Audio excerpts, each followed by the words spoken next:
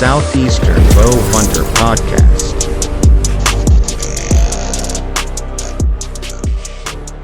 Guys, welcome to another episode of Southeastern Bow Hunter Podcast. I think this is episode 153, which, dude, we're trucking along. Season is in full effect, and I have got a new buck on camera that is by far the biggest deer I've ever hunted on this property. So very excited about that. But, you know, people talk about the October lull. I'm not a huge believer in it, but it's been tough, man. It's been tough. You listened to mine in Adam's episode last week, which, by the way, I just want to say there was an editing error. For those of you that did listen that heard the previous week's episode, it's fixed. So if you didn't get a chance to go back and listen to it, please go check it out. That was a great episode. Adam's a good dude. But in this episode, we are going to have a legend in the industry. Honestly, very surprised that this even worked out the way that it did. But we're going to have Mr. Spook Spann on the podcast tonight, and I'm very excited to talk with Spook.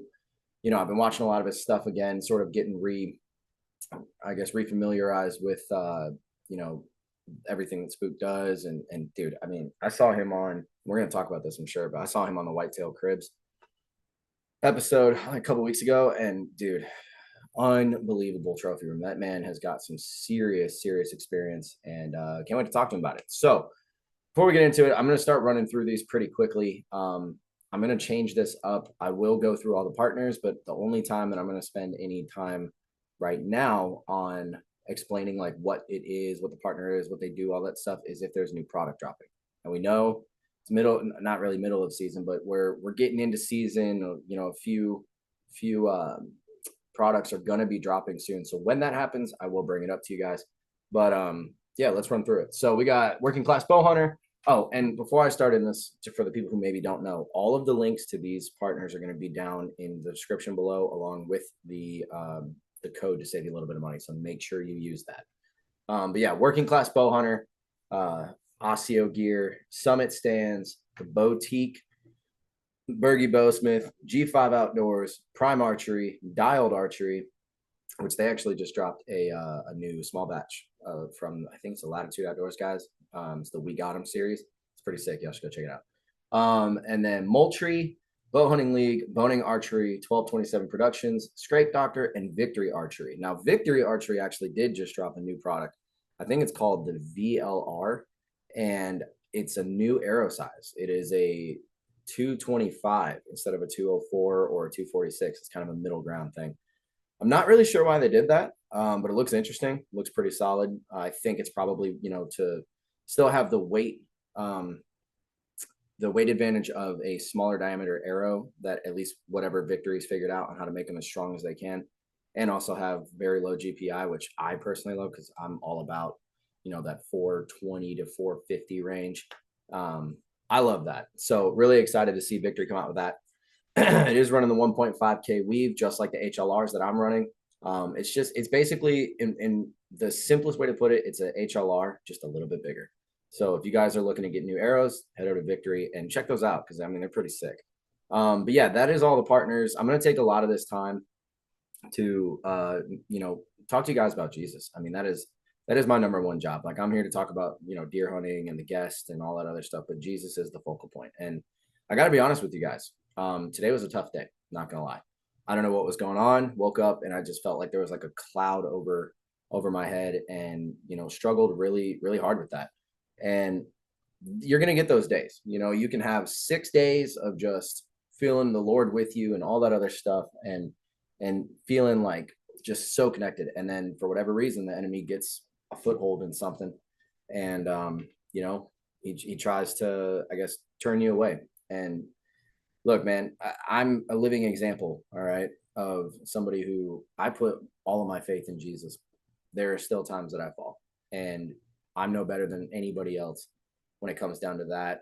Really, I'm just no better than anybody else in general. But, you know, I want to keep it honest with you guys. I mean, it's not an easy road to follow. And, you know, like I said, you can have 6 good days and 1 bad day. Well, that 1 bad day does hit home, and it does, at least for me, it really hits deep and bothers the crap out of me that a day like that even happened. But I say all that to say that when you have those bad days, if you turn to Jesus and you give him everything that you've been dealing with, everything that's going on, all the feelings you're having, all the struggles, whatever sin it is that you struggle with, if you give that to him, he is there. He will meet you where you are.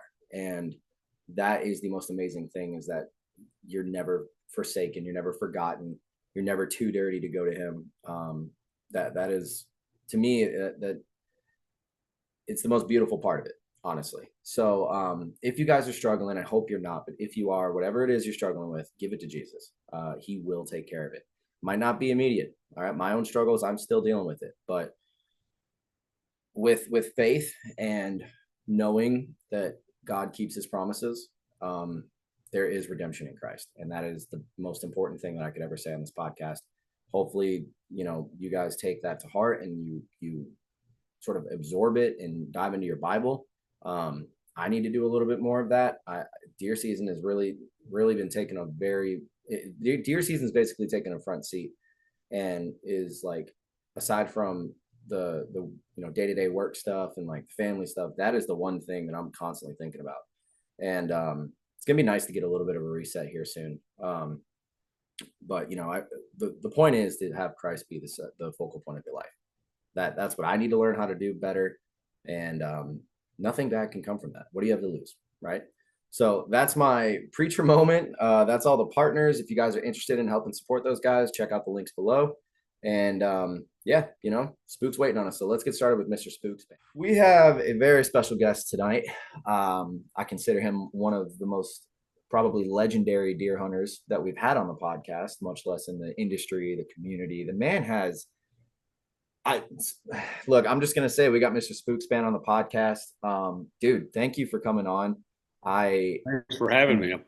I'm very thankful. I was telling you earlier, you saved me from the Santa Claus conversation with my daughter upstairs about 10 minutes ago. So yeah, I hear you. I really appreciate that, man. But what's been going on, dude? I know you're a busy man. What has been going on in your life right now? Yeah, just really every day just trying to find a big buck to hunt.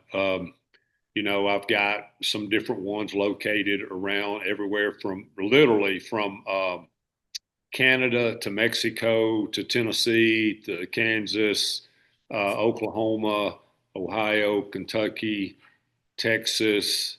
I found a lot of good deer this year. A couple of my target deer. I have a Kansas tag this year. My number one target buck's already been killed by another hunter. Already? Over 240. Yeah. Oh. So, that's just part of it. That's going to happen sometimes. And a matter of fact, it happens pretty often, actually. Yeah. So yeah, but I just feel fortunate enough I found out about another big one today, and I've been working on that. I'm actually waiting on a phone call as we speak from a guy a deer that I really, really like, that, we're trying to put something together on him, and I may be leaving in the truck tonight. So nice. We'll see. If you need to take a break to answer the phone call, just let me know and I'll pause this. I'll let you handle your business. That would be awesome. We just get it on video, but right. Learn the secret. But yeah, he's checking the camera for me. We've got pictures of this deer, and he's a just beautiful buck. He's probably in the mid 90s.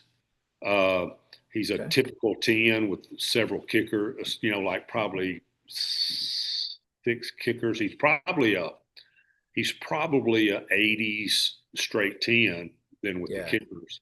So, great deer. And so he's checking the cell camera won't work where doesn't have any coverage. So you got to go pull the card and check it. And so he's checking it for me right now. And then probably what I'll do, the moon's going to be really good. And there's a little front coming through this weekend. I'll probably try to be there Sunday night, hunt Monday, Tuesday, Wednesday, Thursday, something like that.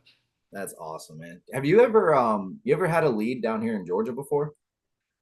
I have not. I don't think I've ever had anything come up in Georgia that was, Georgia in some spots, in some areas, has some really good deer. Oh, yeah. And I know, a few that's been killed down there, but I've never never gotten on anything. Actually, I've never gotten on anything south of here at home at Tennessee. Yeah.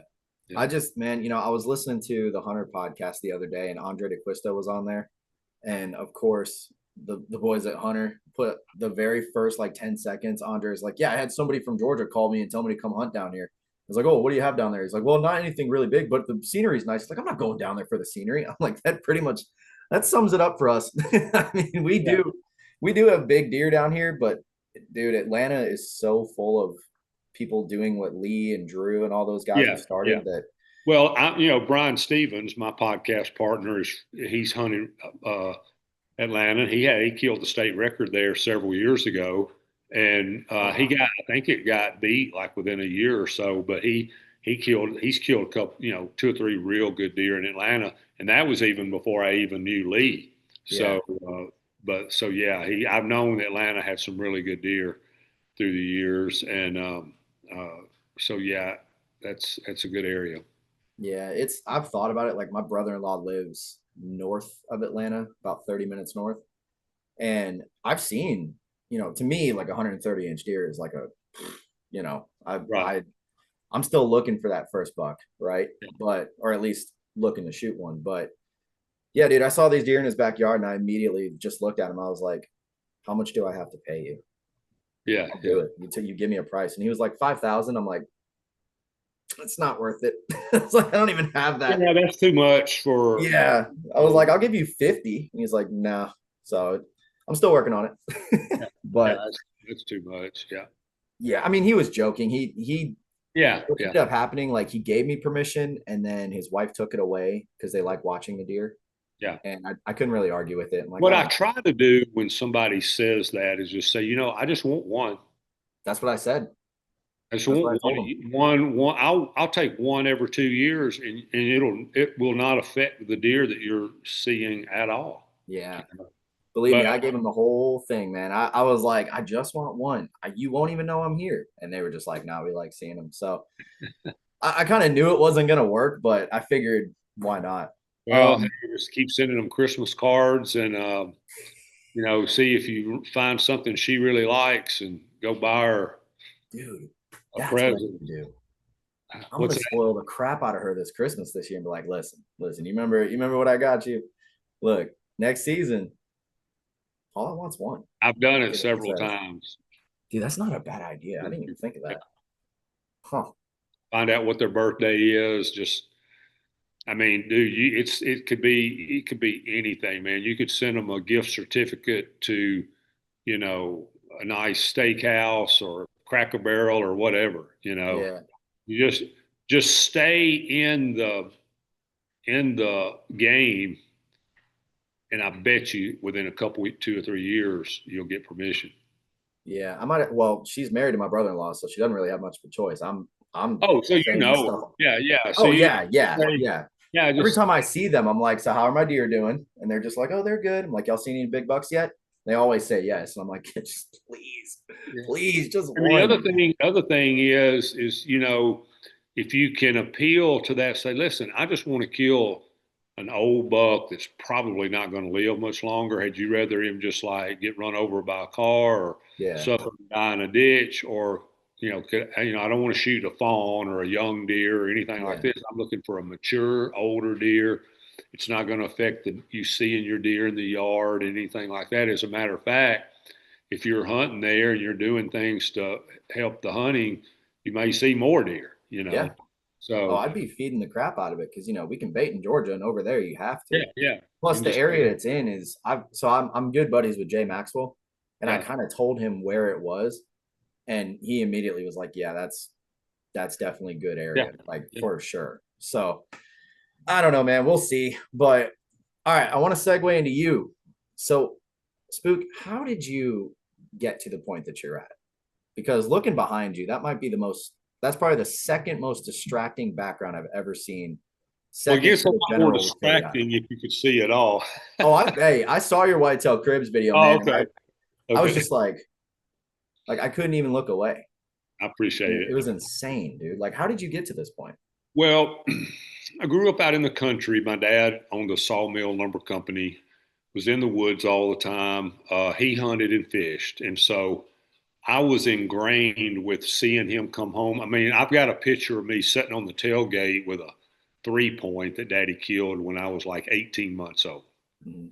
And so I've been I watched him for years and years and years and just couldn't wait to go get my first 410 to go dove hunting and get to where I could, throw an ambassador rod and reel and go bass fishing. My dad was a big bass fisherman. I couldn't wait to, go quail hunting. Dad wasn't a big deer hunter, but he deer hunted every season, but it wasn't like his main thing. We had bird dogs and a bass boat, and so that was his two main things. But he did everything.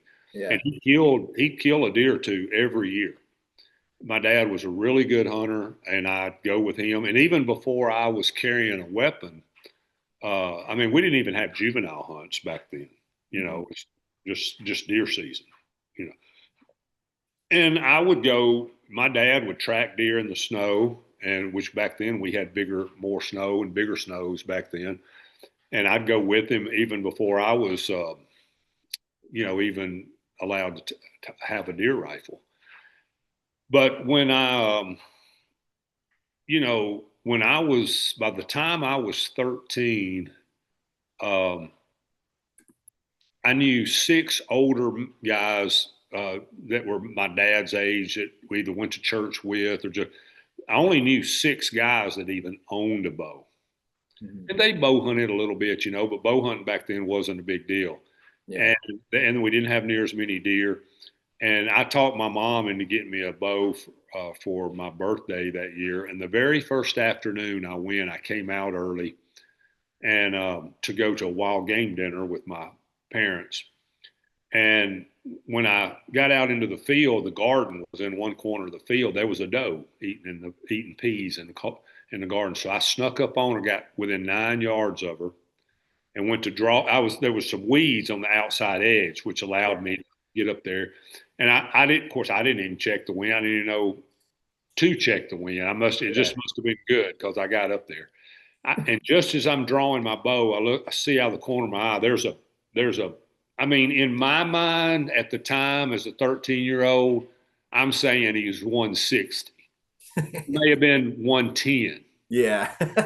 But looking back in my mind, I still have a visual picture. I mean, I really think that deer was one upper 50s to 60 deer.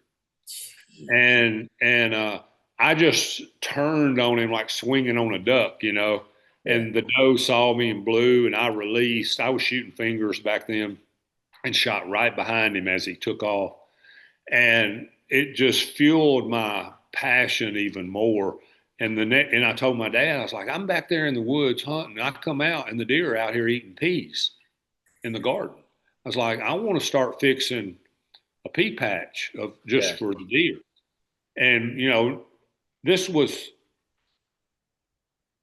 20 years or maybe 15 years before the word food plot even existed.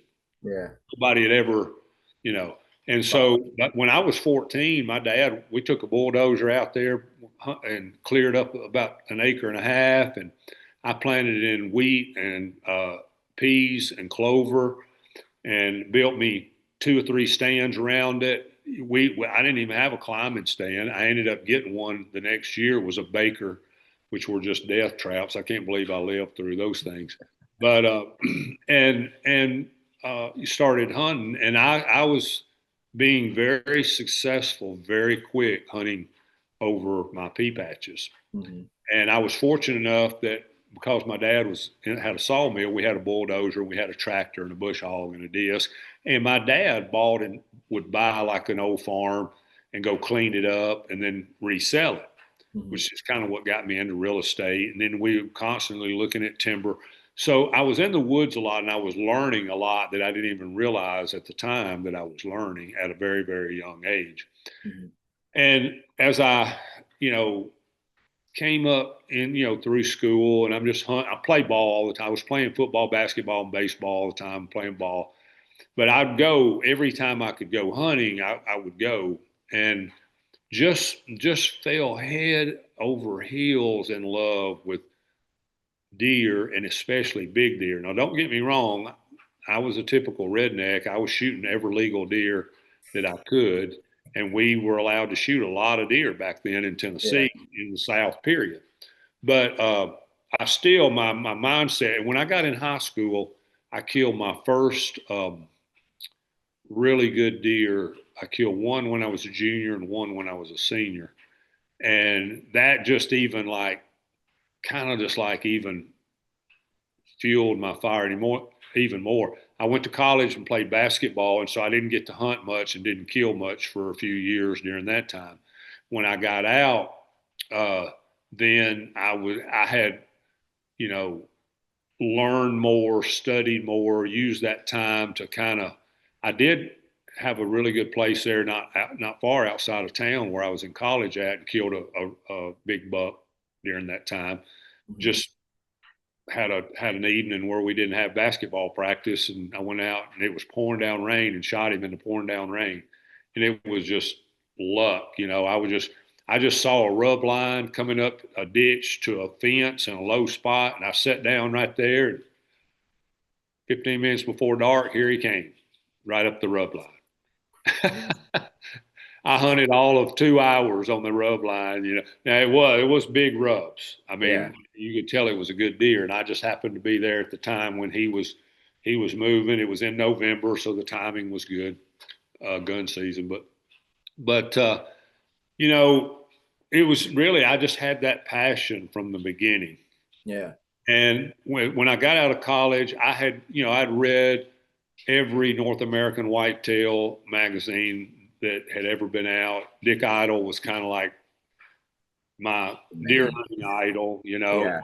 and to think that I know him personally now, and I text with Cody all the time and stuff like that, it just blows my mind Dude. that that I know them now. But he really is. I told Cody this just here lately. He really was my inspiration for just totally going all in on nothing but giants. Yeah. It's what I wanted to work towards. And in 1985, I found a really good place in Western Kentucky that had some really big bucks, and that took it to another level. And then I found a place in Southern Illinois, and that took it to another level. And then I got to where I was buying and selling land and timber on my own, started making a little money, and bought a farm. I bought a farm in Western Kentucky, and I killed a lot of really good deer on it. I mean, a lot of really good deer. And uh, then I started going to Kansas. And first 2 years I went to Kansas, I was gun hunting. I killed a 170 and a 186. And so I just fell in love with Kansas. I ended up selling my place in Kentucky and buying a farm in Kansas. And that first year I bow hunted, I killed the 230 buck. Yeah. And it was the largest whitetail ever shot on video with a bow. And it was on the cover of Monster Bucks and North American Whitetail, which was one of my all-time dreams. And at that time, I had already started doing TV with a couple of guys. A mutual friend had hooked us up, and we worked it out. And we were on the Man channel. That was before Sportsman and Yeah. Pursuit and all that.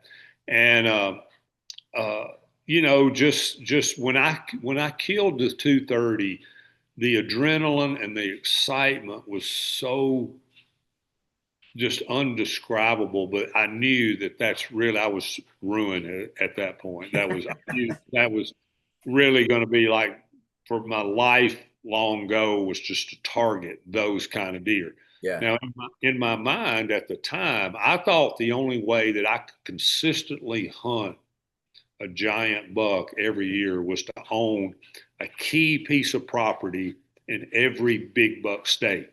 Yeah. Iowa, Illinois, Ohio, Kansas, Missouri, Kentucky, Georgia. Oklahoma.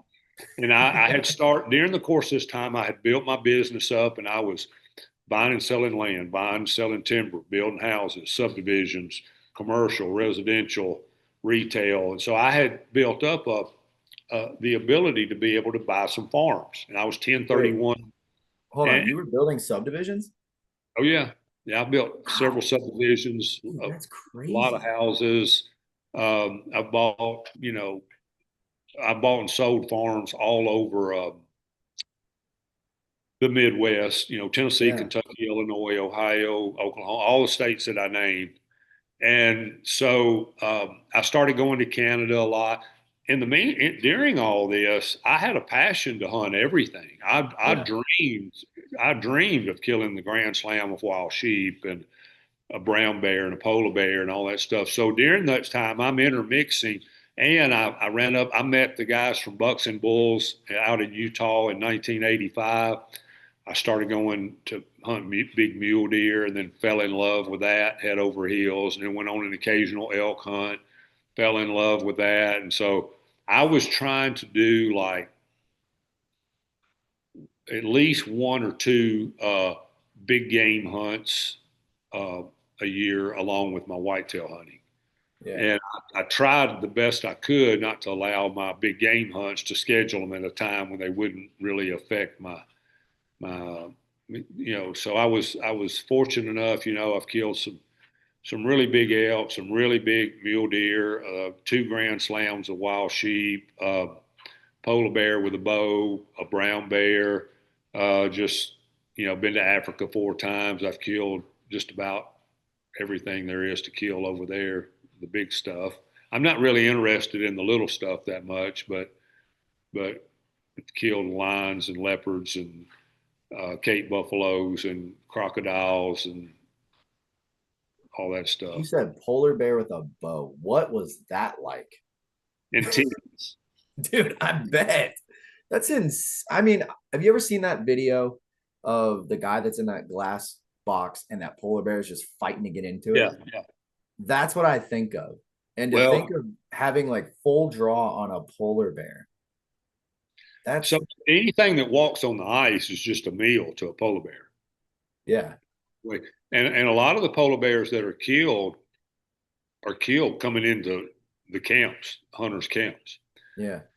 This bear was just so happened that as we were approaching him, he climbed up on a iceberg.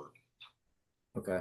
And so I was, it worked out actually really good, for me to get. I mean, it's hard. It's a pain in the rear when you're bow hunting and it's 40 below and the wind's blowing 25 mile an hour and you're trying to walk and your hands are cold and you're trying Yeah. to draw and shoot and film. I had a cameraman. We filmed it. Cameraman was there. It was funny. The bear started woofing and coming down the iceberg kind of towards us, and we were at about 20. Well, when he started that, we were probably at 35 yards, and my cameraman got really upset, nervous, and he turned like he was going to try to leave, and I reached and grabbed him, and I said, no, dude, it's okay, it's okay. We got the guide backing us up, and I kind of got him settled down. I said, it's going to be okay, just hang in there. He's not going to let anything happen. He's standing there holding the gun. I looked back behind my cameraman. Thank goodness he didn't see him. And he's sitting there with an old 38 Mauser over his shoulder, smoking a cigarette, looking up at the bear like this. And so Normal day in the office for I him. know, right? And so I don't know what in the world, how he thought he was going to get ready in time if the bear decided to do something. Yeah. But supposedly now the dog sled, of course, I had to hunt off the dog sled, and the dogs were back behind us a bit. And supposedly that's one of the things that the bears are kind of focused on the dogs and kind of don't, because normally they're barking and stuff. And now we didn't bring them up there to bay him or anything like that, Yeah. which some people do. We didn't do that because he was up on the iceberg and we didn't have to. And he finally came down and turned at 23 yards. And that was, 23 yards, yeah. bro. That's the wildest story I've ever heard. I mean, seriously, that is crazy. Because I've always been told if it's black, fight back. If it's brown, lay down. If it's white, say goodnight. And all I'm thinking of is like how I would be in that situation, seeing this Yeah. monster just Yeah. 60, It, what, it was, 69 feet away. yeah. Yeah. It was intense. I mean, it's, I hope I get to do it again someday. Yeah. Dude, that would be insane. And you said this on video? Oh yeah, we did a show out of it years ago. We will have it on the YouTube channel here fairly soon. Okay. Okay. Yeah, because I got refreshed on everything, this past week. Like the Kansas buck, is that the one that's got like he kind of has a big typical frame? He's got that really long drop time. Yeah, he Okay. actually when I killed him, he had one drop and the other drop was broke. He was a double drop. Okay. I replaced the drop on the replica on the and but yeah, Dude. he That was just an incredible deer. It's that'll go down as the best hunt of my life, no doubt. I mean, I'll yeah. never be able to match the intensity, the way it happened, the excitement, him falling on film. Of course, there's only one. Your first of anything, there's only one, and it's my first Yeah. 200. And so, and I've been so fortunate, more blessed than I ever could even imagine when it comes to hunting, and done so much more than I ever thought I'd ever get to. But I'll never be able to match that moment again. Yeah. I mean, dude, it sounds to me like when God was setting your life plan out, he was like, this dude right here is gonna be a killer. Because I You mean, know, looking behind you and the stories and how many hunts you've gone on, like you said you were 13 months old and there was or 18 months old and there was a deer. I'm trying to somebody remember. had killed a buck and brought it home, and Yes. I Okay. was, I was wanting to get up on the truck and everything, so they Yeah. set me up on. I sat down beside it, and they took my picture with it when I was 18 months old. You freaking born for this, man. That's I crazy. know. My dad, though, I tell you, man, my dad was a good hunter. My uncles were bird hunters. They were Yeah. good, they were good hunters. Uh, uh, One of them was turned out to be more of a golfer, and the other one turned out to be more of a farmer. But when they were young, and I was young, they were hunters. They had bird dogs, and we bird hunted together. And hunting was a big thing in my community here. Mhm. I mean, everybody hunted. Every kid hunted. Every dad hunted. It was we had a. I mean, I live in a fairly small town, and we had a sportsman club that probably had 300 people in it. And for a small town like Wow. I lived in, especially you're talking about back in the 70s, that's a pretty big A lot of club for a people. little tiny town in Tennessee. That's how Yeah. many people hunted and fished. And I grew up fishing bass fishing tournaments with dad and loved it. And I still love to bass fish. I found a guy went bass fishing last year with a guy in Florida and caught six bass in 4 days from 10-2 to 13-2, and it was phenomenal. Just I had blast. And Yeah, I think my biggest bass was like maybe 3 pounds. That was like 8. but Dad and I used to go down there when I was in middle school, high school, college on spring break. We would go down there and shiner fish for those big Yeah. bass. And we both caught some big ones down there over the years. Yeah, So so my dad was a huge fisherman and my grandpa too. yeah, And so I didn't grow up in a hunting family. Like I just started hunting 6 years ago, back in yeah, 2019. And I'd always been into it. And but my dad, I asked him, I was like, have you ever hunted before? Because we used to go, like I'm originally from Illinois. I gotcha, moved down here when I was a kid. gotcha. And so when I was little, me and my dad would go to like those game preserves they have up there and Yeah, just watch deer in the field. And I remember asking him one time, I was like, Dad, you ever gone deer hunting? He's like, no, no, pheasant. Hunted pheasants plenty of times, but never, and he never took me, always took me fishing. yeah, The one story, and my mom was huge into bass fishing, and she for reason didn't go with me this day. But me and my dad are at this lake by his place, and there's this tiny little pond behind this big lake and I see like 6 or 7 people around it. I'm like, what are they doing? So I go over there, and there's no joke a bass that's, I mean, probably yeah, that long. yeah, So me being 8, 9 years old, I'm like, oh, I'm gonna go catch it. So I take my little, it's got a bobber on it, it's an yeah. open face reel, and I just toss it in front of this big fat bass, and she doesn't go for it. And I spent 3 hours just reeling in, casting, never Yeah. bit once. And ever since then, I'm like, you know what? I'm just not. I don't think I'm built for this. Yeah. And then I start deer hunting. Yeah. So yeah, me and bass have a little. It's kind of like me and turkeys. We have a love hate relationship. I understand. Yeah, the amount of times I've been chased and almost squared up with turkeys. I've never even gone turkey hunting. That's the bad part. Really. It's wild, man. Well, Um, I started turkey hunting in the early 80s. When I started turkey hunting, I only knew two people that turkey hunted. yeah, I went it to the probably wasn't that first, big back then, right? no, I went to the first ever Wild Turkey Federation banquet in the state of Tennessee. There was 63 people there, and I was the youngest person by far.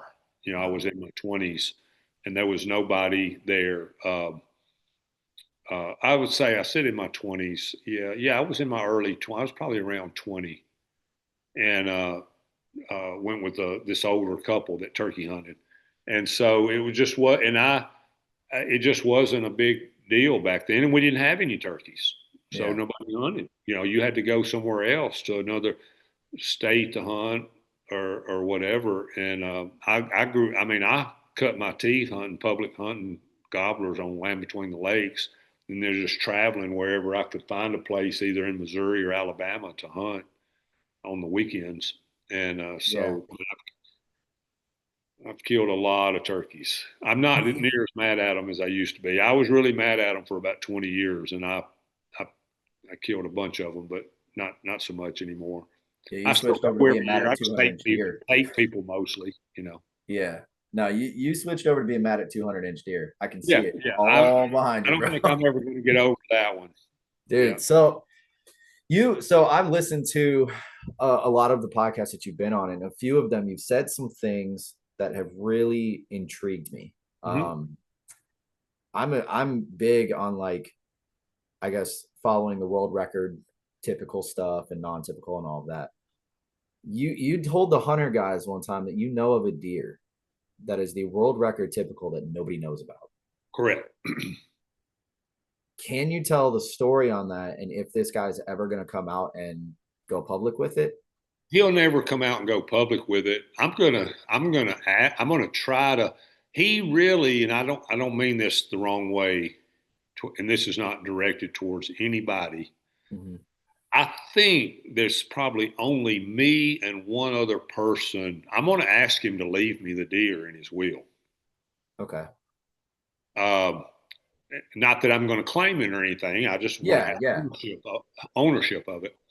And I believe that he will probably do it because he knows that I am the only person that he knows personally or knows of, period, that has the same love and passion for giant whitetails as he does. yeah. And so he won't, there's only two people, period, that he will communicate at all with about deer hunting, Hmm. and we're all three friends, and he, that's it. He is not. He just doesn't. He's somewhat of, he's a different, unique individual. He's been very successful. I mean, he's the only person that I know that might be even close to killing as many 200s as I have as him. But he Yeah. don't want anybody to know it because he doesn't want his area getting messed up, and he owns a Okay. lot. He's pretty well off, owns a lot of farms, and he's not gonna ever go public with it. Huh. See, And I was thinking he's actually killed two of them. One two of of them them. had a broke G2 when he walked up to it, and he was so upset about it that he didn't even mount the deer. Oh But wow. had it, I mean, it is a world record. Yeah. And he had seen it before it broke its G2 off, and he saw it early one morning and killed it. When he walked up, it had broke his G2. He even thought that he might have broke it off when the deer fell, and he looked for it and couldn't find it. But Yeah. yeah, but That's I crazy. kind of have some regret. I didn't handle that right. He offered me the opportunity to hunt the deer, and I didn't handle the opportunity properly. It was a very bad time for me. It was after the economy crashed in '08. I had I had young kids. I was in private school, and I was coaching, my son's travel basketball and baseball teams, and the economy had, you're probably too young to remember it or know much about it, but Yeah, I was it was 14. I remember. it was just it's hard.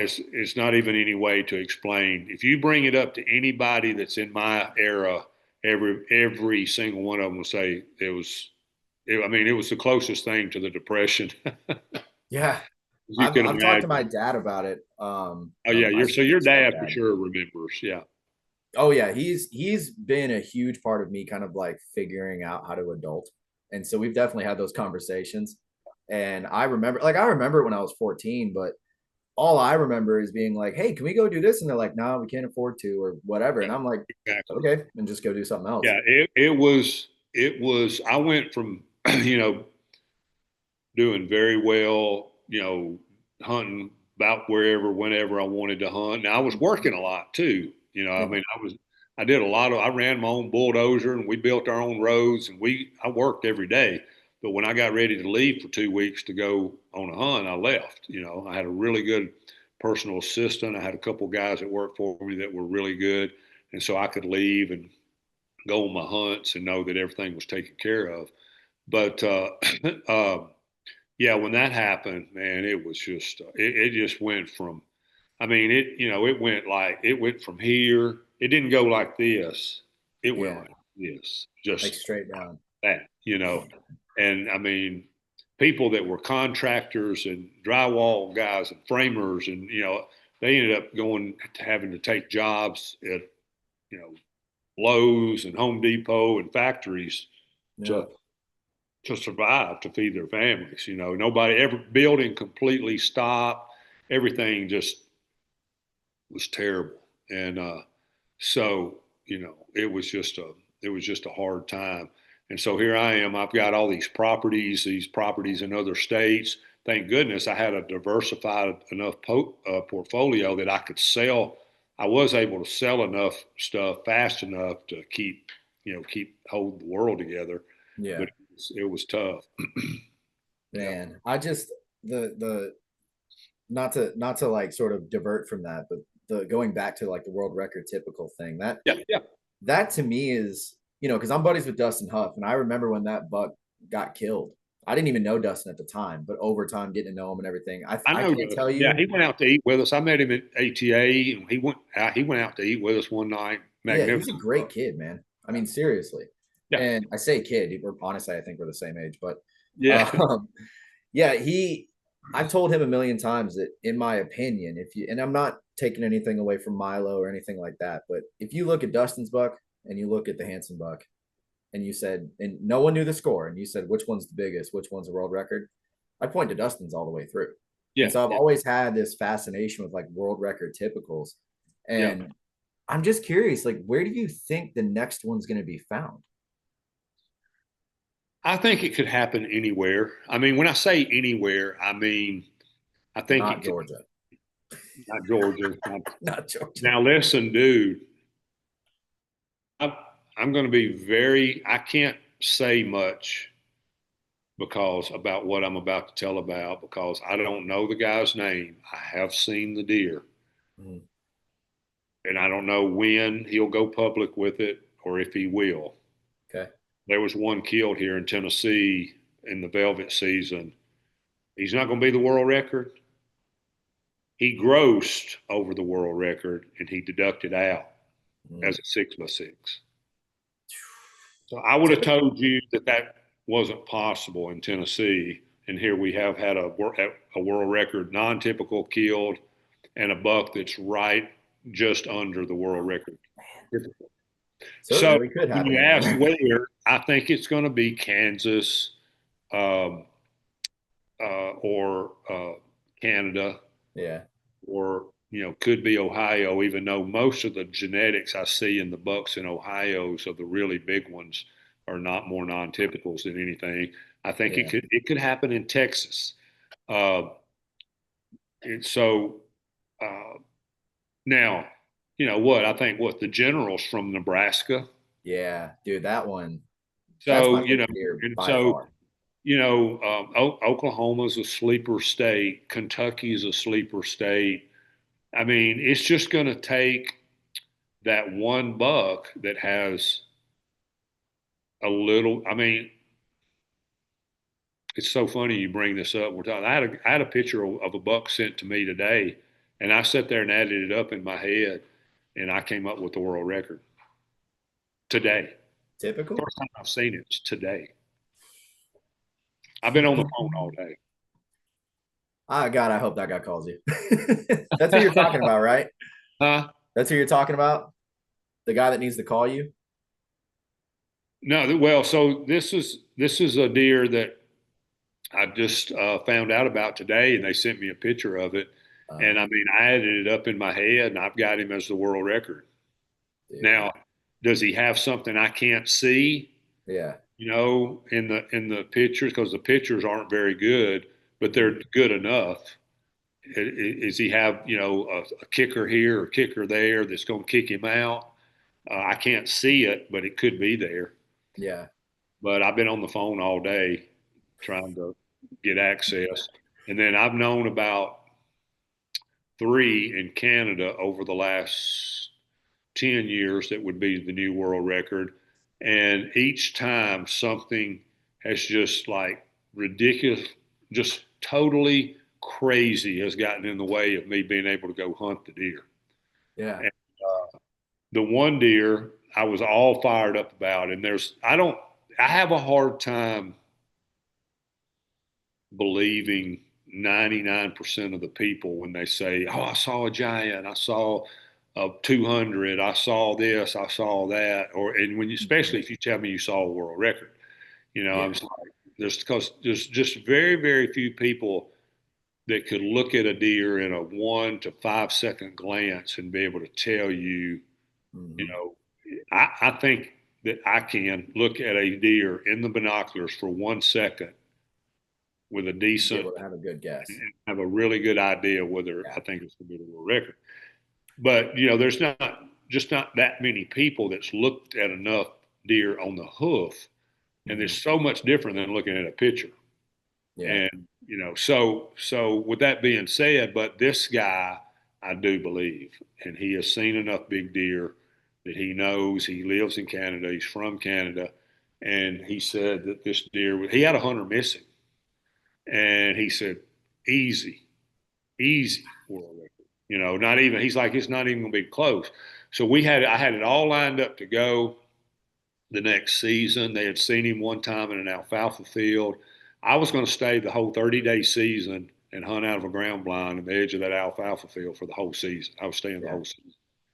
And about a month, I was actually calling him to ask him, what about plane flights? Should I come in a day early? He said, "Man, dude, I got bad news." He said, "Somebody shot one of my uncle's cows and said he's not going to let anybody hunt, not going to let us hunt." I was like, "Oh, man, I mean, I was like, why?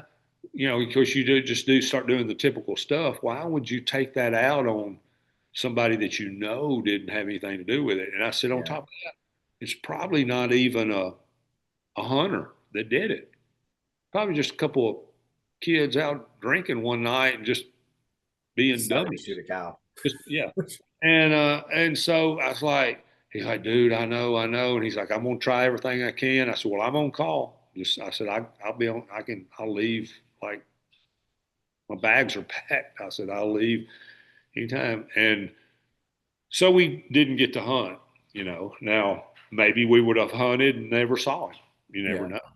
But he saw him 3 or 4 times the year before, and had the 100 that missed him at 300 yards. But uh, and then he saw a deer two. That was been about 4 years ago, and then 2 years ago he called me one night. He said, "I saw another one today."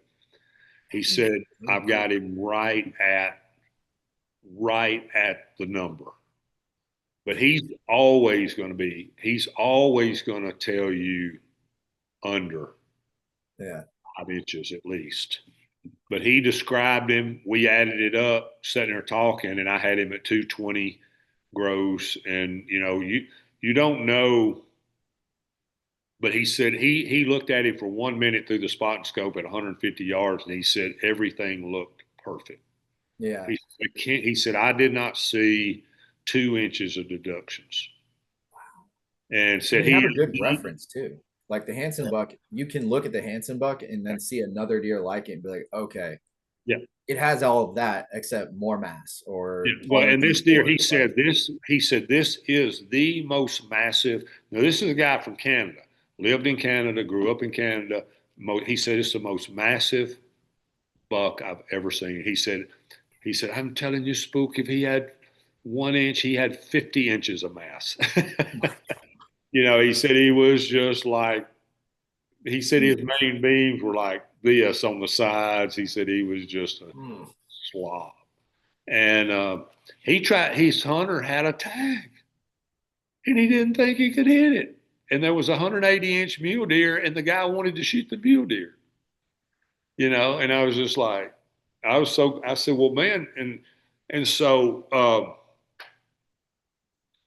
I forgot exactly what happened on that deal. It was not anything like the cow deal, but it turned out to where I wasn't able to go, and he had a family crisis or something, and it just didn't work out. Yeah.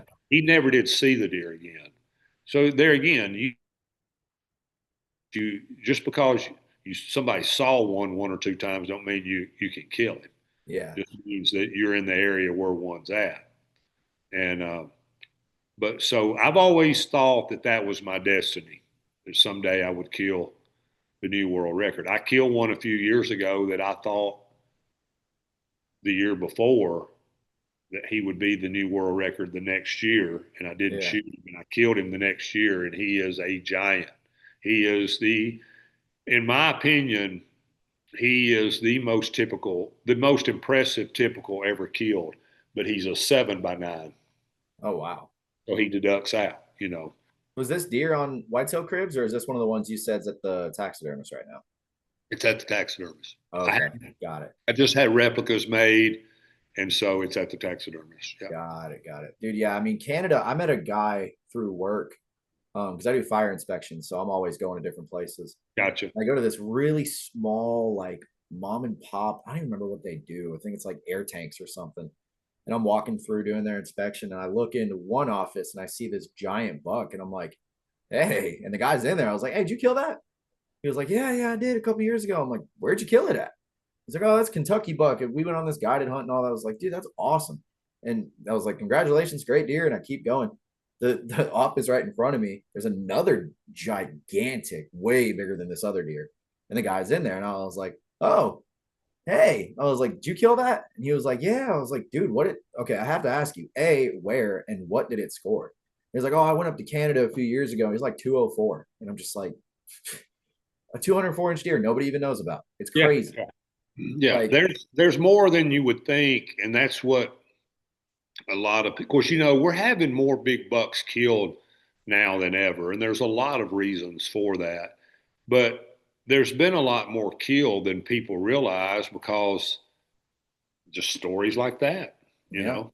And I've seen it happen. I was up in Canada hunting a big typical a few years ago. I hunted him 21 straight days and didn't kill, never saw him, didn't kill him, never saw him. And I went into a guy's house to buy a truckload of peas to put out for the deer, and this was in Saskatchewan.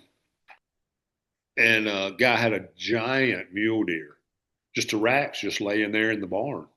Huh. Oh yeah, my son killed it a few years ago, and I was like, he didn't mount it. Ah, no, That's you spend the I money. can't. It's probably a 220 mule deer. And I'm just like, it's just, and I think Canadians are bad about that. I know a guy in Canada that's probably got 100 racks piled up in his garage of deer that he killed. And when you look at them, you're like, oh, it's a bunch of 150s and 160s. When you get to digging in there, there's so many big ones in there. It's like they're all 175 to 200. That's He's insane. got, I don't even know how many piled up in there. Yeah. Now I he's mean, been doing it for a long time and he's good at it. I, yeah. I hunted with him for 10 years. Now he's a killer. But yeah, he had a bunch of them. there's just something about like I love whitetails, but a mule deer, dude. If I've said it a million times, if I ever got the chance to only hunt muleys, I'd be fine with it. I don't know Yeah. what it is about them. Like, Mule deer hunting's more fun because they're more visible and you can see a mule deer in a spot and go back the next day and find him again. yeah, Whereas whitetails, you you ain't gonna never do. know what they're gonna do. You never gonna do. Yeah, And so it makes it more fun. It's the fact that you can spot and stalk mule deer easier. When I say it's not easy, but yeah, it's way easier than doing it with whitetail. And so, they're it's just a very fun, and then with, being so similar to a whitetail, but yet the racks are bigger as a general rule. It's just, and I love it too. I mean, it's a close second behind whitetails. I've got, I think, 12 or 14 over 200 and just love it. dude. How many 200s do you have? Because I feel like I heard somewhere that you've got like 22 or something like that. I think there's 22 whitetails, and I think there's 12 mule deer. Oh my lord! Yeah. But what? Well, I think what's blowing my mind is just how calm and casual you are about it. Like you're just like, yeah, I got what 20. Well, I mean, I'm very, I very love fortunate. it. I mean, I have. It's just like you said, though. I've kind of lived the perfect storm when it comes to timing of life and putting a lot of pieces of the puzzle together. Yeah. And I there again, I give Dick Idle a lot of the credit on my strategy in my head that I started planning when I was 16. Hmm. And that, because there's a lot of really, really good deer hunters, and I know just about all of them pretty well, but most of them are focused on their state. Yeah. Lee and Tiffany are focused on their state. You know, Josh is focused on his state. Hmm. Uh, uh, the Druries are focused on two states, and so most everybody is all in on, and that's great. And Yeah. so my idea was originally is I wanted to be in 6 states. Well, then and Canada, and and then constantly looking everywhere else. Well, then as my contact list and my networking list and my you just my learning meeting more and more and more people, my uh, list of people that are giving me information that I'm finding out is so enormous now that Yeah. I feel like I'm finding out about a lot of the biggest deer that are they're in. And Lee Ellis is probably the only person that's is doing he's trying to locate deer. He'll go wherever, whenever he Yeah. can do that. But he doesn't own anything of his own really, so Yeah. that still limits him a little bit less than it has me in the past. And I've been fortunate enough to find some crackerjack properties that I was able to get that turned out to be. I've had some that turned out not to be very good. They either farms that I was leasing or had permission or purchased, and I just once I figured out that they weren't going to work out, I just moved on. Yeah. And but I've been blessed to have some phenomenal properties that produce some great bucks, over a 20 or 30 year period. Dude. Yeah. You On ain't top lying. of finding, other deer in different places. Yeah.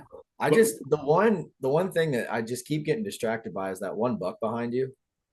Is that the 268? oh, the narrow one right here, No, the one over your right shoulder. this Right one. there. Yeah. So that's a deer that I actually haven't gone public with yet. Oh. That is, into my knowledge, is the largest whitetail ever shot on video with a bow.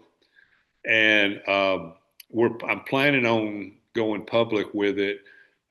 Right after I killed that deer was right when I found out my dad had cancer. He passed away COVID hit, and then after COVID, I started building a new house, and so I stopped doing the show when my dad got sick, and just decided to take a break. Technology was going crazy, and I'm not very techy, and was just trying to figure out where it was going to go. Mhm. Having a TV show was so expensive. I was just like, and I was kind of getting, um, I wouldn't say burn out, but my wife was, more of just, I don't know, just kind of, he just decided because of my dad's situation, it was time to take a break. Yeah. And then COVID hit, and that was a whole crazy time when you just almost did. And then even though I'm gonna, hey, I don't toot my own horn about much. I'm gonna toot it about COVID. I called BS from day one. Yep. I called 100% BS. My buddy Mhm. Slim called me. I said, bull crap. I said, this is the biggest hoax in the history of mankind. I said, this is and I mean, I did, and I just was like, but anyways, Yeah. that's not I was what about to we're say, on. Spook, you about to get me fired up, man. We need to No, be no, we're talking. not going to get in. We're not going to get on that. We're talking about hunting. We ain't getting into politics tonight. But anyways, and so, uh, yeah, I haven't gone public with the footage yet. I've got great footage of this deer. Shot him with a bow about 35 yards, following a doe, priceless. I mean, epic hunt. I had pictures of this deer in the summer in velvet, and Mm. had basically was going to commit my whole season to this deer, and was able to kill him. So Dude, that's amazing. I can't wait to see that. yeah, I really can. I mean, it's really it was a very special, and he's just an old gnarly. He's not like a huge frame deer. He's just, as you can see, he's just a gnarly old buck. he's pretty big, man. He's got his head tilted back in this mount, and so but he's just a gnarly buck that adds up. And he had both main beams were broke off in a drop tine club that the club is broken off. I figured conservatively he has 13 inches broke off Oof, that I have in the pictures. So yeah, he's a toad. that's insane. I mean, some of the deer I saw on that whitetail cribs episode, like there was one that was super. If I remember right, and it might, I don't think it was that deer, but there's one that was super wide, and I think you shot him in Texas. Yeah, he's 30 inches. Dude, that I have a thing That's the for only really wide 30-inch bucks. buck I've ever killed. That Yeah. deer, when I saw that, I'm like, oh my Lord. Like a buck like that is just Yeah. insane. Like does it ever get tiring? Do you ever just get tired of looking Oh, at these I things? love every second of it. Dude, It's that's amazing. just, it really, you have to enjoy it to. Yeah, I thought that someday I might get tired of it. So people Yeah, are like, oh, you'll get tired of it. I'm telling you, when I got that picture today, I my heart skipped a beat. I right mean, back on it. it's like, oh my gosh, this is one of the most awesome deer I've ever seen in my life, and Yeah. it happened today.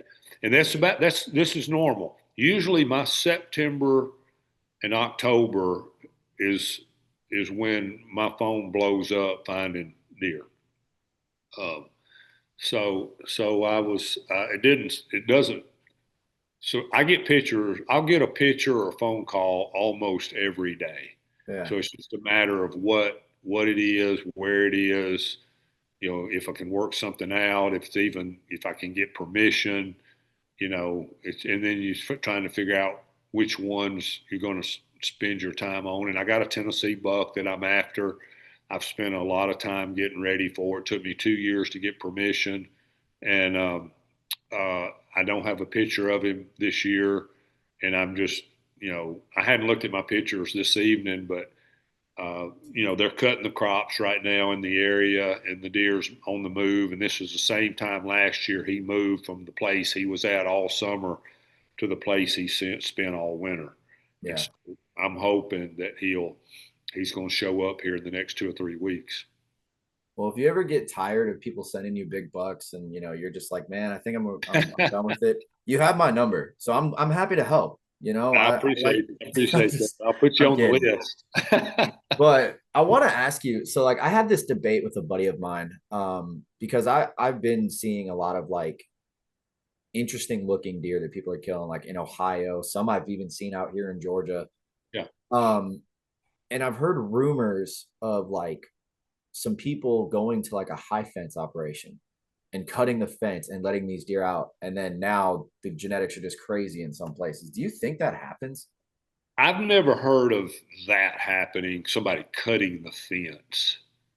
I could see where somebody, I could see where that would happen on an occasion, but not enough to make a difference. Well, I But guess the question is like, do they get out?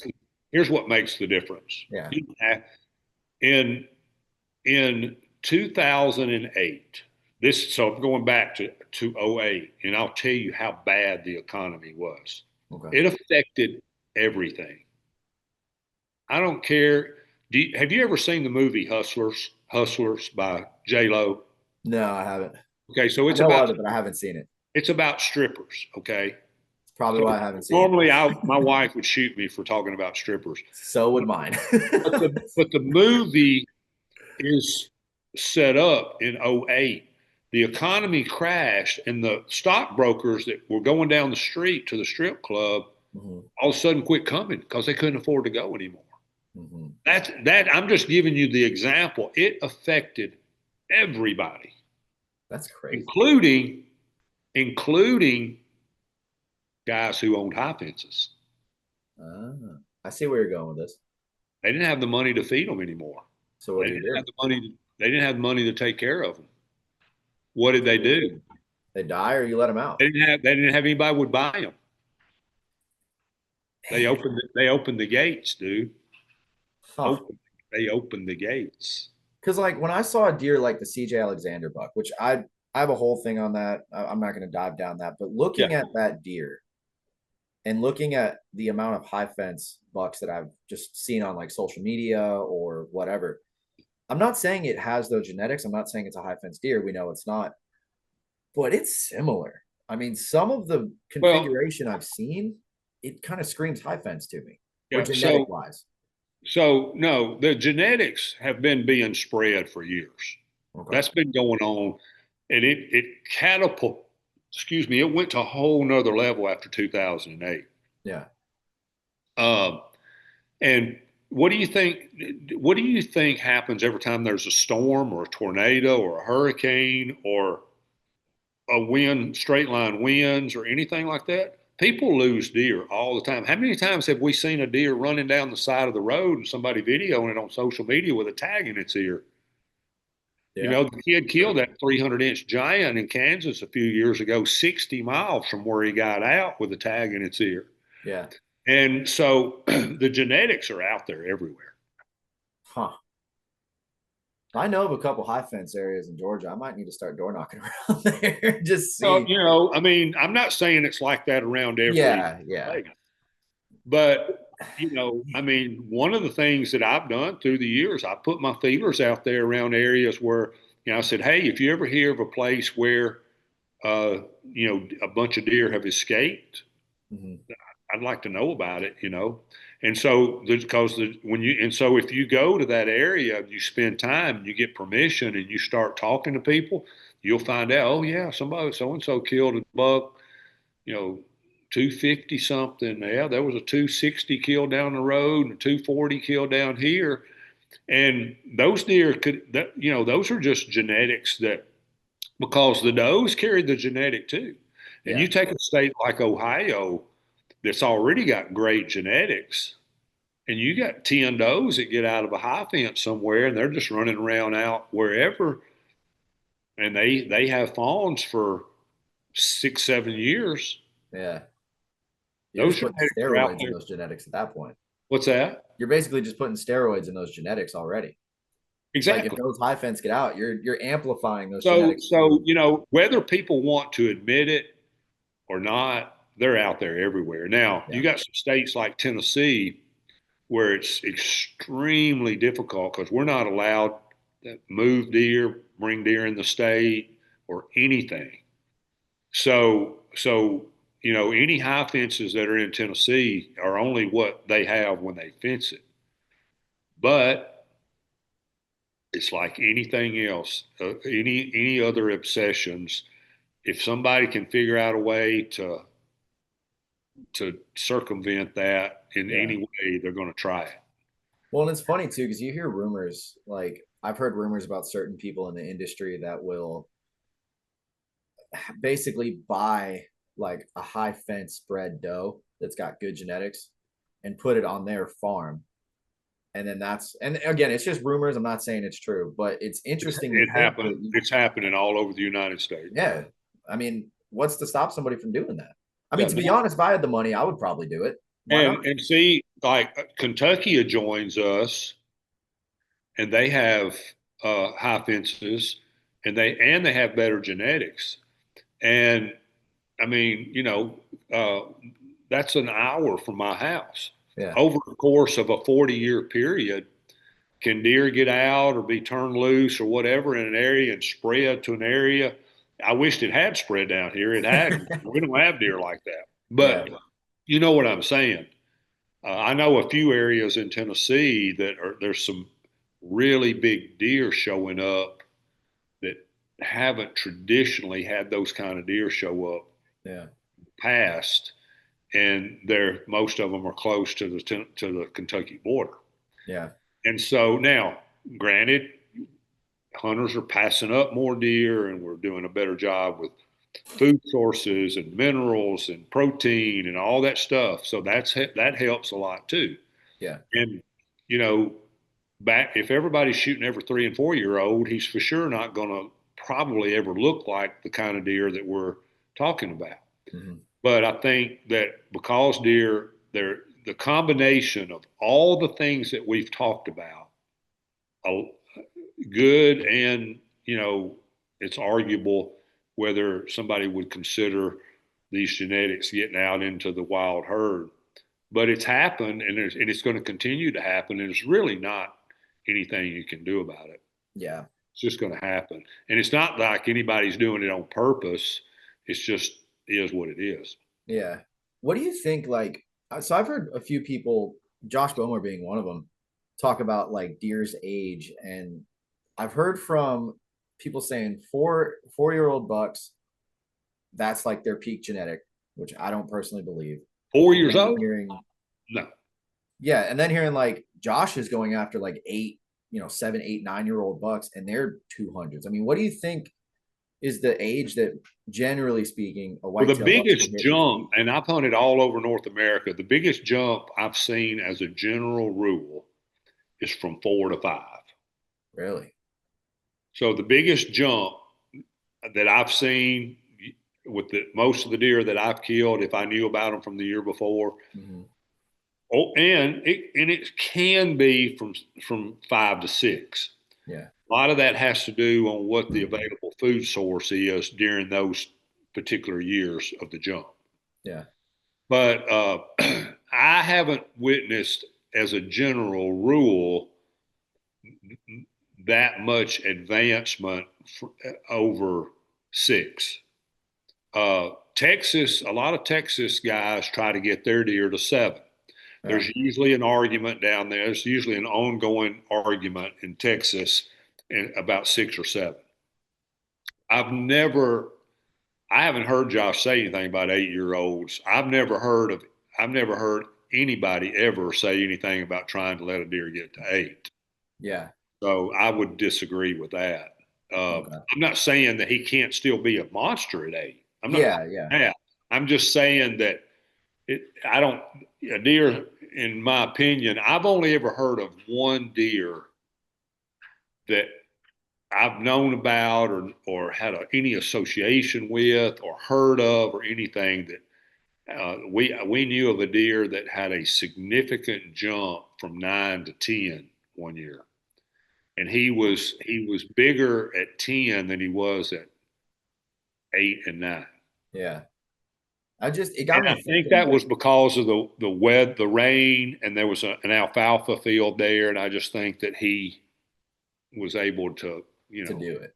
but and when I say that, he still wasn't a monster. He went Yeah. from basically being a 160 to a 175, which is a great deer. Don't get me I'd wrong. shoot him. No, no, no. I would too. I'm not. Yeah, yeah. You walk a 10-year-old 175, and I'll run naked across town to shoot him. So I'm just saying that that's very unusual. Yeah. I just was thinking about it because, like, Cody Idle went on the Working Class podcast a couple weeks ago, and it dropped today. And one thing that they were saying is they think him and Josh, the guy that owns the General now, Yeah. they think that buck was 10 years old. Somehow they were able to figure out, like, I guess through sheds and all this other stuff, that he got to be 10. And they were like, well, how old was he when he was the giant, And it just makes me wonder, Yeah, I don't know. I would have to question that. I'm really, really good friends with Dr. Grant Woods. We've been friends for 40 years, yeah, and I would have to question him heavily on that. He's. I think he's going to tell me the only way to know that's by looking at the teeth, yeah, cutting the teeth through a microscope. But and to say that, I mean, I don't know. I don't know enough about the general and the history of him before those sheds were found to know how that's the first time I've heard that they think he's 10 years old. But I'm not going to sit here and say that if the deer's got a great food source and he's not being, he's got a small core area and he's not stressing as much as some deer and just hanging out in a mile or less circle and got great food and didn't have to fight any winners. yeah. I think it's possible.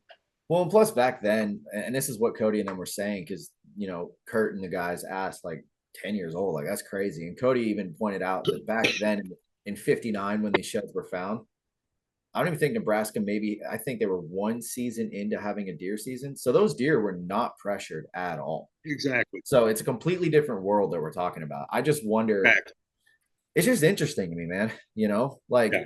I'm over here trying to figure out how to kill this 5-year-old buck that I've got. He's only 130-inch 8-point, but to me, that's the biggest buck I've had over there.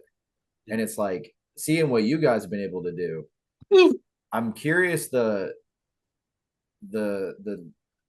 level of difficulty going from, like, a 4 or 5-year-old, just regular old, 130-inch buck to a 260 or bigger. I mean, do they act? Well, They have to a act different. 6-year-old, a 6-year-old is a 6-year-old. Yeah. It doesn't matter whether he's 130 or 230.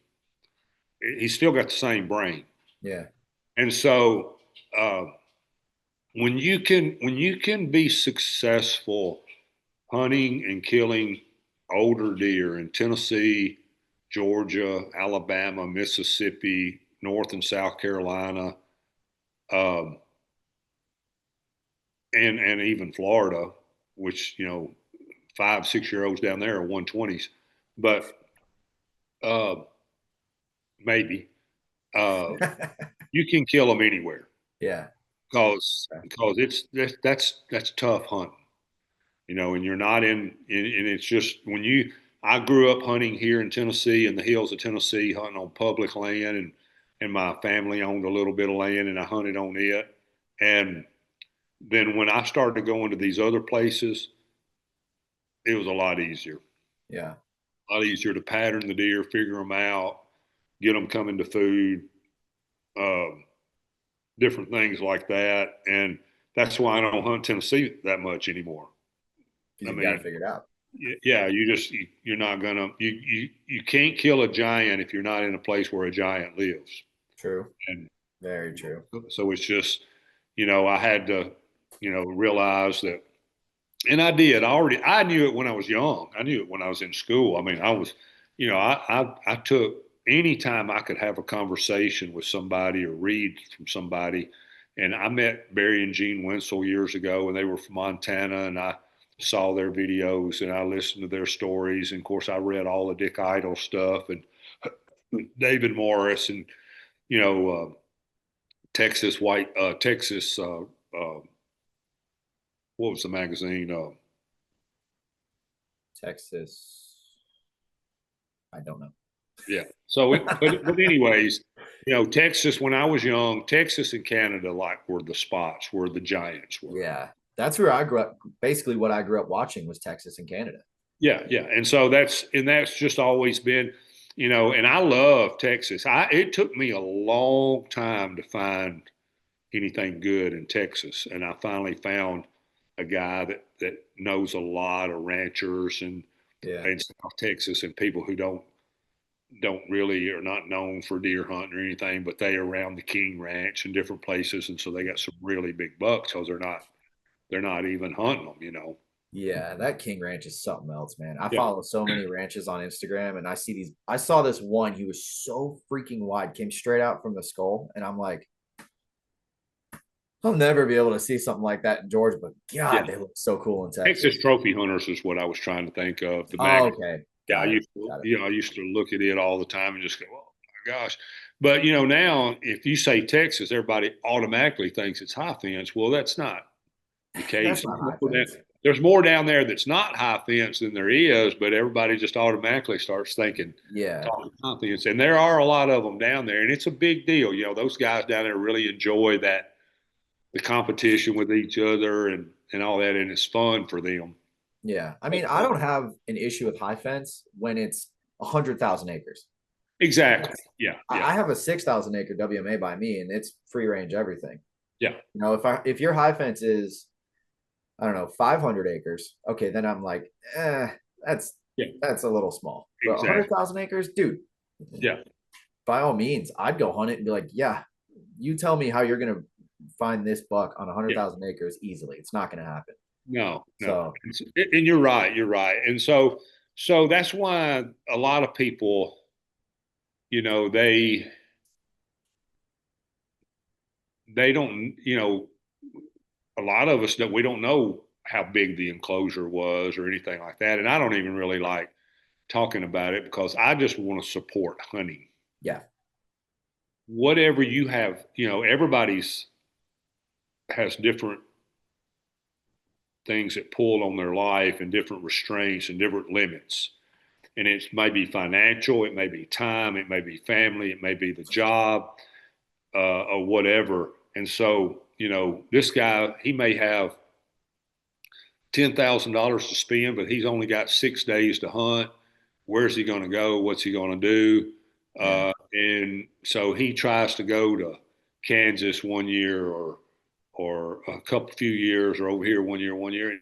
He just wants to have that experience of seeing a big buck come in and shoot him and hold him and get his picture made and blah, blah, blah. And so, he decides to go to a high fence sometime and kill a nice deer. I had no problem with that. I mean, he's limited on his time and resources, and that's it. But I just want to support hunting in general and deer hunting but it's very slippery slope, controversial, man. Everybody loves just I mean, my argument to it is this: if you're a guy like you just described, you okay? I had a cramp. Oh, dude, I hate those. I played ball the other night, and I'm trying to get over the soreness. So scared me, man. I saw you jump up like, oh god. I bent my leg back up. This table I've got, it's like a high top. Yeah. It's got like a bar across the bottom, and I bent my leg to get it up under that bar, and it's like, oh, dude. Yeah. Charlie horse? Yeah, it's fine. Yeah, those are horrible. What I was saying though was that if you got a guy in the situation you just described, right, and he goes and kills this, let's just say I don't know, 380-inch deer. Yeah. Right. I have no problem with it at all, as long as he's not going around saying this was a free range buck. Yeah. That's where my problem starts. If other than that, if you go out there and you're like, dude, look, I got 6 days of free time. I've spent the money. Look at this deer. I love high fence deer. I think they're cool. Yeah. Yeah. And if you admit it and say it's a high fence, hey, all the respect in the world, man. I've never done it. I'll probably never do it. Yeah. If I could afford to, I would do it once just to get the experience. Yeah. Yeah. So, yeah, I used to be one Yeah, of I those think type. that most of them do, they just don't talk about it or don't Yeah, address it at all, and just, because they don't want to have to listen to, because the problem is, here's the problem. You would like for that to be the case, yeah, but they're not going to say that most of the time because there's going to be so many turd heads that are going to run them down and ridicule and and diminish the opportunity yeah, that they just, rather than deal with it, they just, so it's not that they don't wouldn't normally or don't want to. It's just that because the reaction they're going to get from some people, they just are going to choose not to. yeah. And that's where that's coming from. Wasn't there a guy who, and maybe it was, I don't want to say back in the day, but like maybe 10, 15 years ago, wasn't there a guy that had a TV show that it was strictly high fence and he made sure that you knew it? I'm sure there has I been. forgot who it I was. know there's been some. I know there's a guy that does that now. Uh, there's two or three different ones. I can't remember their names. Yeah, To tell you the truth, I don't watch that much anymore because I'm always so busy.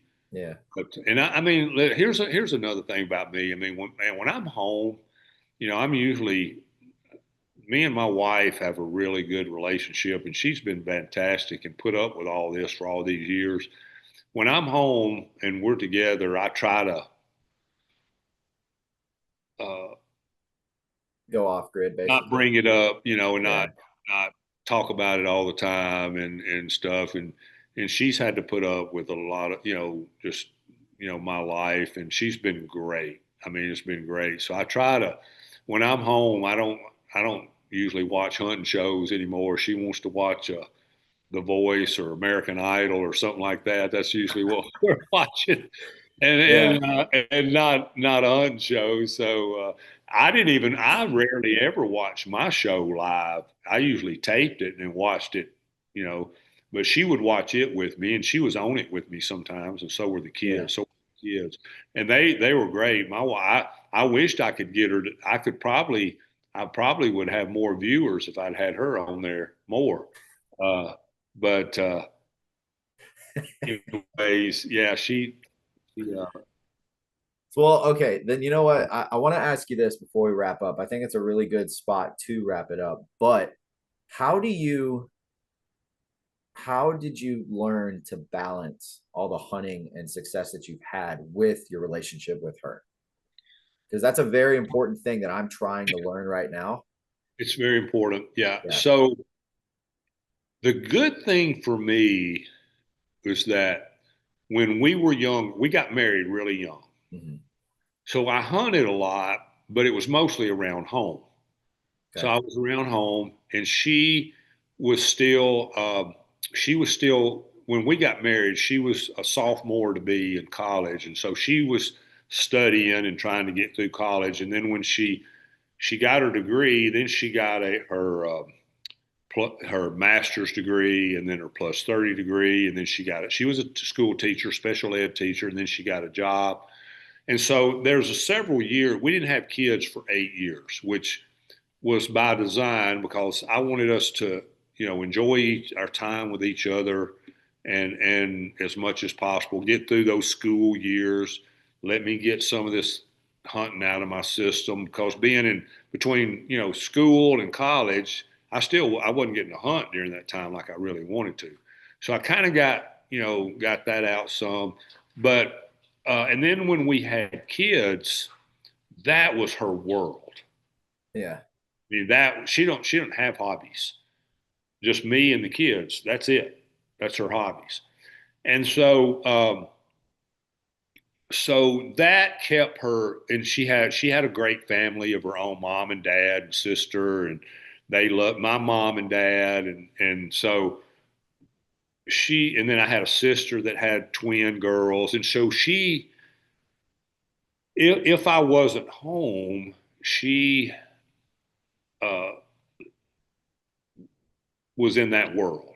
Yeah. But I wasn't traveling and hunting then like I did later on. Uh, and I usually I'm not one of those guys who hunts every day of season and then shed hunts 2 months and then fishes 2 months and stuff like that. I'm usually so worn out by the end of deer season. I'm pretty much done until Yeah. turkey season. And then turkey hunting, even though I loved it, never was important enough. I mean, I still to this day date my wife. Yeah. I mean, I do special things for her. And I told her, I said, when we have kids, we're having, after, I'm going to give you about a month or so when you come home from having the baby. And after that, we're going to have a date night every week, period. You just get in your head, you're going to have a babysitter Yeah. on Friday or Saturday night or Sunday afternoon after church, or it could be, you could take a break from taking the baby to church and maybe somebody keeps the baby and we go to church and we'll go out, whatever it is on Friday, Saturday, or Sunday, we're going to do something at least one night. And then just staying with that program and just, really listening to each other. Probably more me listening to her, and then still just like doing the same kind of almost corny, nice things that you did before you got married for Yeah. her. You continue to do them after you're married, which and us guys, we tend to get caught up in work, hobby, Yeah. let's just say hunting. And, a lot of guys, it's golf, a Yeah. lot of guys, it's fishing, whatever. A lot of guys, it's old cars, racing, whatever it is. And then, what happens a lot of times, couples have a kid or two. And so she's like, so engrossed to being a mother and taking care of the kids, and the guy's trying to work and provide and probably working overtime and maybe work. Especially if he's got his own business, is even working double. Yeah. And so then what happens is, if you're not careful, you've grown apart. You ain't even hardly spoke to each other in a month. You didn't even realize it. Yeah. And couples tend to start they're not as worried about their physical appearance anymore. Uh, just a combination of things as that's happening. The man and the woman are getting older. Their testosterone's coming down. You don't think that's a big deal? It's a big deal for Oh, both. For yeah. both. And so, just things start happening, and physically, mentally, emotionally for both sides. And the guy's checking out a lot of times. He's pouring himself into hunting or fishing or golf or work or whatever. She's pouring her energy into the kids. And the next thing you know, the husband and wife relationship, which is supposed to be in front of everything else except your relationship with God, Yeah. is supposed to be that above the kids and everything else. But that's not what happens.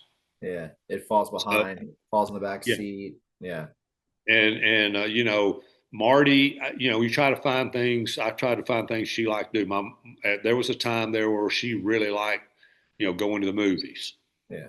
Okay, well, we're going to go to the movies. We'll go, 1 or 2 nights a week.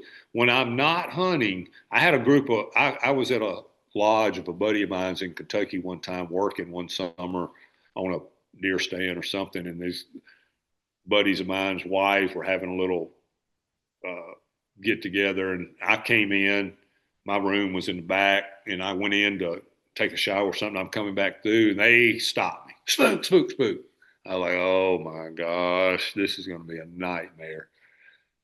And so so they were sitting around having a hen party talking about, their husbands hunting all the time. And they wanted to know, it's like, how do you almost like exactly what you asked. And I said, well, I wanted to get out of there as soon as possible. So I was trying to think of what I could say to get myself out of it. And I said, I wine and dine her to the max when I'm not hunting. Yeah. Okay. And there's a couple other things that I would like to say or I would want to say, but I can't say on public airing. But, and they're like, they just kind of all like went silent. And I could tell they're like, yeah, that would be nice. Yeah. I feel like none of them were getting that treatment, because they just went silent. I was like, yeah, that'd be awesome. And that's the way it was. I mean, I treat Marty like a queen. Yeah. I never stopped opening the door for her. I never stopped carrying in the groceries. I never stopped, holding hands, I put my arm around her every Sunday at church when we stand up to sing a song. I put my arm around Marty every single Sunday. I've Yeah. had 40 something years. And and people talk about it all the time. People, we have people we've never met before in our life come up to us on the street in Nashville and going, how old are y'all? How long have you been married? How do you make this work for this long with this kind of, because I mean, how many times I've seen every Sunday we'll watch couples come into church. They might not even ride to church together. Yeah. They'll walk in, one of them will walk in front 10 yards in front of the other one. Stuff like that. Yeah. Yeah. I have seen that. And I mean, I'm hearing everything you're saying and I'm thinking to myself, like, okay, I do this, I do that. I probably need to step that up a little bit, but I'm still kind of doing it. That's good. It's just, Have you got kids? yeah, I got one kid, Yeah. So how old? 10. Okay, yeah, you said that earlier. So so 10, you've really, in a lot of ways, you went through the worst. The worst time is from pregnancy to probably 4 or 5. Yeah. I mean, that's tough. Uh, but and then once you get to a teenage, the kid becomes a teenager. It's more about just being worried whether they're going to survive that and whether you're going to survive it. Yeah. I'm not ready for that yet. I'm And not ready at all. then once that's over, and then, really, that's when I doubled down on getting even more serious about improving the relationship even more. Yeah. Because a lot of times, it gets difficult then too. And that's where, how old are you? 30. Oh yeah, so you're still really young, but uh, when you start getting 40ish, that's when you really got to like, maybe even 35, especially 40. It's when both of you need to take a serious look at monitoring your hormones levels and go to, which is a big thing now. It's easy access to. You can Yeah. find it anywhere, and really get your blood work taken and have your testosterone and other things levels monitored, because that's even a big part of what people have they're figuring out about PTSD in soldiers. It's more about their hormone levels and their testosterone levels coming down than it is post-war stuff. Really? Yeah, it sure Huh. is. That's Because interesting. what they didn't realize is that's all happening at the same time when they're Oh, coming back from being in the service or in war or whatever. yeah. They're associating it with that, but yet it's more about when they take their blood work and regulate their hormones and their testosterone and all the other things. All of a sudden, they're not having these same problems anymore. Huh. That's After interesting. a female has babies and she's getting older and she's been, stressed and raising the child and all that, hers have come down, Yeah. and then goes into menopause. Hormone levels are at the bottom. That's crazy. So when you do the blood work and you try to maintenance that in the proper way, that doesn't happen. Oh, I'm definitely gonna remember that because I have heard of that stuff. Like my mom went through menopause and all that, and I remember that. Whew, boy, that was fun. But Yeah. she, Well, yeah. yeah, I can it's give you a lot more information that we don't want to get into right now and you'll totally get it. Yeah. It's very important. I mean, it's made it makes a big difference. And there's some people that even you don't even know that we all know in the hunting world that have their marriages have been saved because of it. yeah. Well, and I think that's why I've been sort of asking this question to a few people Mhm. because I mean, I'll tell you right now, I started this podcast to basically save my marriage. When I got into it, I was so obsessive and I would talk her ear off and be like, hey, what do you think about this? And it got to the point, dude, where I'm like, I need an outlet Yeah. and this is going to have to be it. And I've seen buddies of mine that their marriages have ended because of this. And it Oh, I scared know me. a And I'm lot. like, I need to figure this out. Like Lot. I have to learn the balance. So Yeah.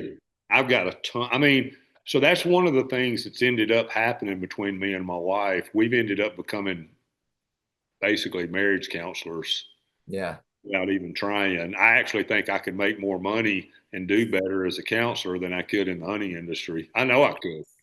Well, I appreciate the free service tonight. Yeah. It's It's, very helpful. but but I mean, I'm very, very, very fortunate. I've got just the most incredible. But I mean, it is a two-way street, but then it's not. I still believe, but because of children, it's up to the man, the husband, to be the initiator in these topics. Yeah. Because the child is going to deflect her attention so much that we'll have to be the ones that keep the energy going. Yeah. And that is something that we have talked about. I mean, I've been doing the podcast now 3 years, and I can say that even before asking these questions and trying to find better ways to do it. Yeah. I've always kind of gone the same way you were just talking about with Marty. Like I'll treat Jessica like a queen all the time. I Yeah. mean, she has a rough day. Like yesterday, she had an extremely rough day. And she was telling me about it. And I was like, all right, you know what? As soon as I'm done with everything I got to do and we get Tiff to bed and all that stuff, you're getting the works. I'm talking foot massage from Yeah. feet Yeah. to head, everything. That's the And kind of stuff. See, we're men are different. We're dogs. I mean, we just think about one or two things, yep. period, or maybe three. Women are more emotionally affected. Yeah. They'd rather the kitchen be cleaned up and the house be vacuumed than you know What we're thinking filling about. a big buck or whatever. Yeah. And so those are the things that different things, and they, like Marty will tell me, don't buy me flowers, Well, anytime I do it, oh my gosh, the Christmas tree's never been that bright, Yeah. and so, it's just, and like, there's times when I may get some insignificant thing for a birthday, that's not, doesn't seem like would be worth, but then one day I'm liable to bring home something that is like super awesome. Yeah. Just say, I just Well, it's saw like the this. little things too, man. Yeah. Like yesterday, she asked me to take this thing downstairs, and it's funny too because I even told her straight up, I'm like, yeah, I'll go ahead and do it right now. Tiff's taking a bath or whatever, I'll do it now.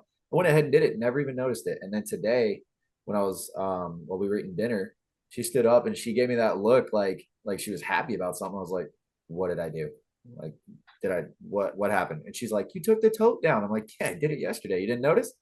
And it was one of those moments where I'm like, it's those little things, dude. So But that's exactly what I'm talking about. yeah, And so, yeah, you just got to, that's what you have to be conscious of.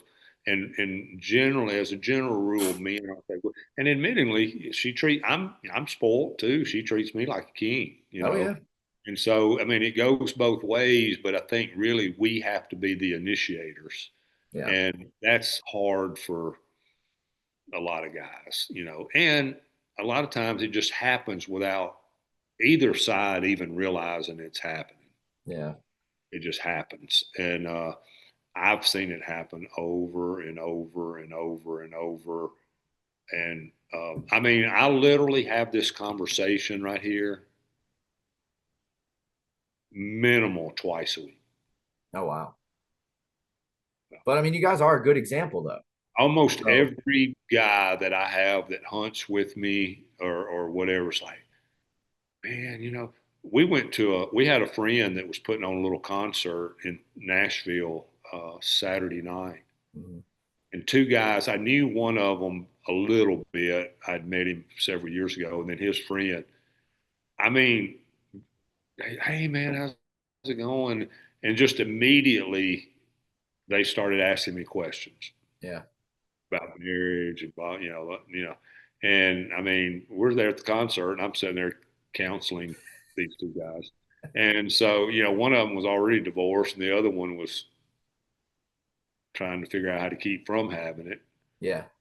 and then I was another couple that I knew that had struggles that I had helped in years prior was there also, and I didn't know any of them were going to be there, Yeah. you know? And so, uh, but yeah, it's a tough thing, and it's not just hunting. It's for guys. It's everything. Like I said, it's golf. It's everything. Yeah. We get into it, and that's where we get our peace of mind and our release. And we don't want to. And especially hunting, because we feel like we got to be at. The more we're out there, the better chance we got of being successful. And so then we just start, going all Knowing the. more. Yeah. I've been But guilty of that. Man, I think that, everything you just said should help out a lot of guys. And like I said, that to me, that would be the best way to sort of end this specific episode. I definitely want to get you back on after the season's completely over, though, and yeah, hear about anytime, anytime. the new world record typical that you're going to kill. Oh man, I'm telling you, it would Hey, I be. hope it happens. I do. I Uh, really do. But look, tell everybody where they can find you. Give me a shameless plug real quick, and then we'll hop off here. yeah, yeah. I mean, we've started the 11th Commandment podcast with I've doing that with Brian Stevens. Uh, I'm not a techie guy, so I needed somebody to help me that could handle the techie side, and so Brian's Yeah. doing that, and we're having a good time. Mainly just talking about big bucks and the strategies I use. One of the things people really seem to like the most is when we take a specific buck, which I will do with this one at some point when I go public with it and say, this is what was going on. This is what I saw. This is the way I set up. This is the approach I used, and this is how it ended up happening. And now that we've gotten to where we can kind of start putting video with it and put the footage on YouTube or Carbon TV or even integrate it in the show. I think it's even going to help. But I love that part of it. I like what we did tonight. I like I just like helping people. So Yeah. whether it's with their marriage or with trying to kill a big deer or coaching or their kid or there's very few things farming. I've playing sports. I've helped kids and people with the mental side of dealing with their parents and the sport and different things like that. So I just like all of it. But that 11th commandment is focused on tactics and strategies on giant bucks. And so I can talk about it for days and weeks and months. And Well, it seems but like you know what you're you talking can find about. it on YouTube, Spotify, Carbon TV, and yeah, that's where you can find Spook Nation now. Sounds good, man. Well, Spook, thank you for coming on, brother. This was a great episode.